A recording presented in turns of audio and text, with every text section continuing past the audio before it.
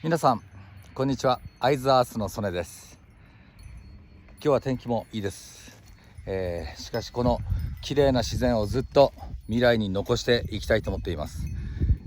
地球はまだまだ良くなります。地球に環境に貢献するには、脱炭素に取り組まなければいけない時代になりました。